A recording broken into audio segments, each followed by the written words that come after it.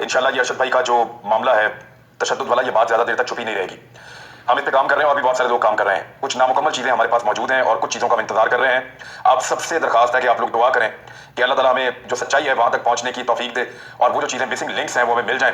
फिर हम आपको बताएंगे कि एक्चुअली हुआ क्या था, किसने किया था, किस लेवल पर हुआ था। कुछ चीज़ें जो है वो ऐसी सामने आ रही हैं, इनके ऊपर हम जरूर बात करेंगे। फैमिली को जो मिली है पोस्टमार्टम रिपोर्ट कीनिया वाली, वो भी मुकम्मल नहीं है। पाकिस्तान वाली जो पोस्टमार्टम रिपोर्ट है उसको हासिल करने की कोशिश की जा रही है और उनको ये खदशा है कि रिपोर्ट में से कुछ गायब किया गया है, क्योंकि जो मोहरबंद लफाफा था वो उनको मोहरबंद नहीं मिला, बल्कि वो खुला हुआ था, उसको पहले पढ़ा गया था। तो और इंशाल्लाह जैसे ही काम मुकम्मल होगा हम हकीकत को सामने लेकर आएंगे।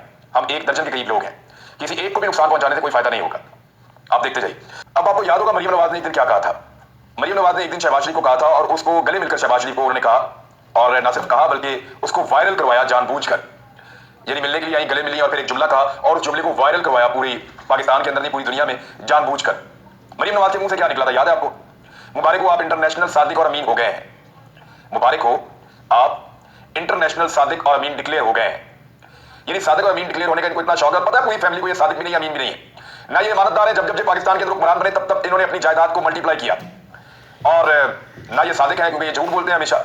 मेरी डेली मेल ने, मैं पूरी खबर आपको दे देता हूं कि आज बरतानिया की अदालत ने कल के दिन में शहबाज शरीफ साहब को उड़ा कर रख दिया है। शहबाज शरीफ साहब की जो रही सही इज्जत वो बचा रहे थे, वो उड़ा कर रख दी है बरतानिया की अदालत ने। डेली मेल एक बरतानवी अखबार है, उसने सन 2019 में जब पाकिस्तान तहरीक इंसाफ की हुकूमत का 1 साल मुकम्मल हुआ, बल्कि 1 साल मुकम्मल होने से पहले ही डेली मेल के एक रिपोर्टर हैं, एक जर्नलिस्ट हैं, डेविड रोज। डेविड रोज ने एक आर्टिकल छापा डेली मेल में, और यह आर्टिकल छापा 14 जून 2019 को। बात कौन से थे जो शहबाज शरीफ पर लगाए गए थे डेली मेल की जानिब से। डेली मेल की खबर में बताया गया कि मुस्लिम लीग नवाज के रहनुमा शहबाज शरीफ ने बरतानवी इमदाद में से पैसे चुराकर बरतानिया में शरीफ खानदान के अकाउंट में भेजे। इल्जाम सुनते जाइएगा। खबर में जल्जले के बाद बहाली और तामीर नौ के लिए इरा नामी पाकिस्तानी इदारे में करप्शन का जिक्र किया गया। रिपोर्ट में तहरीक इंसाफ हुकूमत की एक खुफिया तहकीकाती रिपोर्ट का दावा देते हुए कहा गया कि मुस्लिम लीग नवाज की हुकूमत के दौरान शहबाज शरीफ के दामाद ने जल्जला मुतासरीन की इमदाद में से 10 लाख पाउंड हासिल किए। ये सैलाब भी आया था, जल्जला भी आया था, तो ये गरीबों को मिलने के लिए जो इमदाद है जो बरतानिया में से आती है ये वो है। अच्छा, उसके बाद अगला इल्जाम ये है, रिपोर्ट के मुताबिक इरा के साबिक डायरेक्टर फाइनेंस अकराम नवीद ने नवंबर 2018 में अपना जुर्म कबूल करते हुए दावा किया था कि पाकिस्तान ने बरतानिया से जल्जला मुतासरीन की मदद के लिए 15 लाख पाउंड वसूल किए, जिसमें से 10 लाख पाउंड शहबाज शरीफ के दामाद अली इमरान को दिए गए। अब जरा ये नवीद इकराम की बात सुन लें आप। नवीद इकराम वो आदमी है जिसको गिरफ्तार कर लिया था शहबाज शरीफ ने एंटी करप्शन के जरिए से। शहबाज शरीफ ने एंटी करप्शन के जरिए से नवीद इकराम को गिरफ्तार करके रखा अपने कंट्रोल में।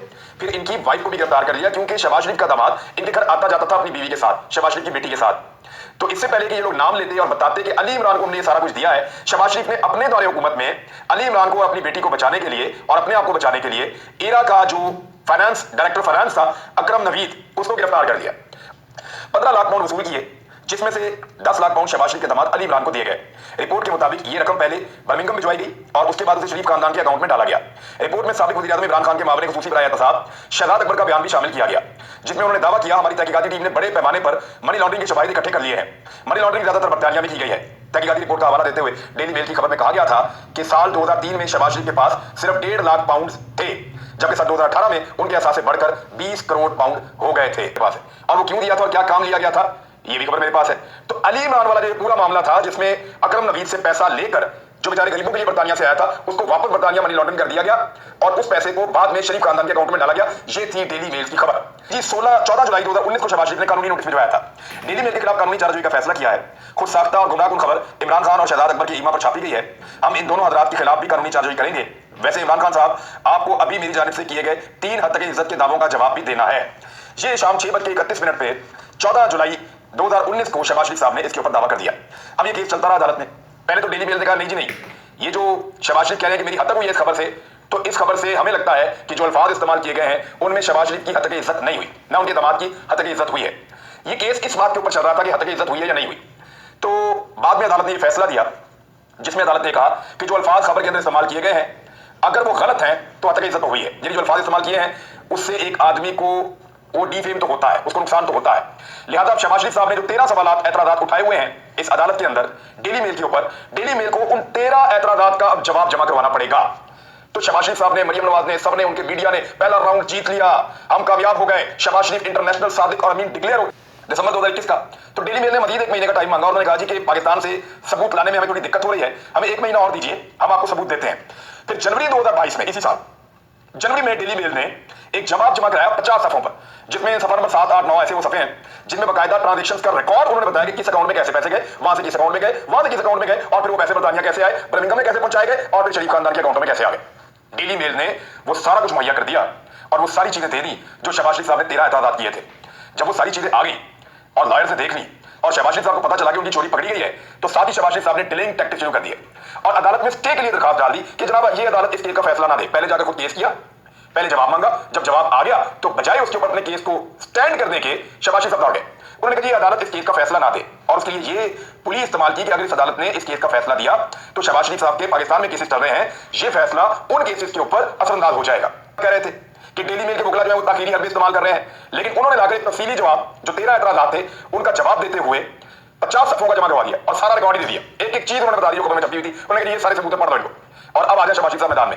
तो उस दिन से अब तक शहबाज शरीफ साहब केस नहीं चलने दे रहे थे अदालत के अंदर, कभी एक बहाना, कभी दूसरा बहाना, कभी तीसरा बहाना, और खास बहाना ये था कि यहाँ पे अगर फैसला आ गया तो पाकिस्तान में नुकसान हो जाएगा, वहां पे भी केसेस चल रहे हैं। बाद में ये बताया गया कि वो वज़ीर आज़म पाकिस्तान के और वो बहुत मसरूफ इंसान है। ये सिर्फ पाकिस्तानी अदालतों में नहीं कहते मियां साहब, वैसे पाकिस्तानी अदालतों में तो ये पेश हो रहा है तो जजेस जो है वो हमारे सत्तेबाजी जा रहे होते हैं कि इतना बड़ा बंदा चल के अदालत में आ गया है, लेकिन वहां पे अदालत के अंदर उन्होंने ये मौके उठाया कि वज़ीर आज़म बहुत ज्यादा मसरूफ है तो अब आ नहीं सकते वो। तो इस पे जो अदालत के वहां पे जज साहब हैं, जस्टिस सर मैथ्यू निकलिन, उन्होंने ये फरमाया कि जनाब नहीं, ये अदालत कोई वज़ीर आज़म हो या कोई आम आदमी हो उसके लिए एक ही है, इधर आकर जवाब देना पड़ेगा। और अब ये केस आगे बढ़ेगा, स्टे देने से उस अदालत ने इनकार कर दिया है, तो शहबाज शरीफ साहब अपना ये स्टे वाला मुकदमा हार गए हैं। शहबाज शरीफ साहब को वहां पर जवाब देना पड़ेगा, कटहरे में खड़ा होना पड़ेगा। डेली मेल्स का जो वकील है वो शहबाज शरीफ साहब के सामने ये अकाउंट्स की तफसीलात रखेगा और सवाल पूछेगा कि जनाब ये बरतानिया से पैसे मांगे एरा में, फिर ये अकरम नवीद है, फिर इसके अकाउंट से पैसे, एरा के अकाउंट से पैसे कहां पे गए, पता क्यों आए, फिर वो अकाउंट से पैसे कहां पे गए, ये अकाउंट को आप जानते हैं, फिर ये पैसे बर्मिंघम में गए, फिर ये अकाउंट आप जानते हैं, फिर यहां से पैसे आपके खानदान के अकाउंट में आए, तो ये कैसे आए जनाब, और आपके पैसे जो हैं वो थोड़े पैसों से इतने ज्यादा पैसे एकदम कैसे हो गए बरतानिया के अंदर आपके पाउंड्स। तो शहबाज शरीफ साहब को इन सारी चीजों का अब अदालत में जवाब देना पड़ेगा। बहुत बुरी तरह फंस गए हैं और हार गए हैं ये केस भी। अब आ जाए, नवाज शरीफ साहब को डिप्लोमेटिक पासपोर्ट दे दिया गया है, सफारती पासपोर्ट। आपको पता ना एक डिप्लोमेटिक इम्यूनिटी होती है कि अगर आप किसी मुल्क के अंदर सफारतकार हैं, आपके पास सफारती दस्तावेजात हैं, तो आपके ऊपर उस मुल्क में केस नहीं हो सकता। यानी नवाज शरीफ के ऊपर अगर बरतानिया में कोई केस करने की कोशिश की गई तो नवाज शरीफ साहब कहेंगे मैं तो डिप्लोमेट हूं, ये देखिए मेरे पास तो सफारती पासपोर्ट है। ये इस मुल्क का इंसाफ है। एक आदमी जो अदालतों का मतलूब है, एक आदमी जो भगौड़ा इश्तिहारी है, एक आदमी जो मफरूर है, एक आदमी जो बहाना करके पाकिस्तान से भागा हुआ डील करके, उस आदमी को सफारती पासपोर्ट जारी कर दिया है पाकिस्तान की हुकूमत ने।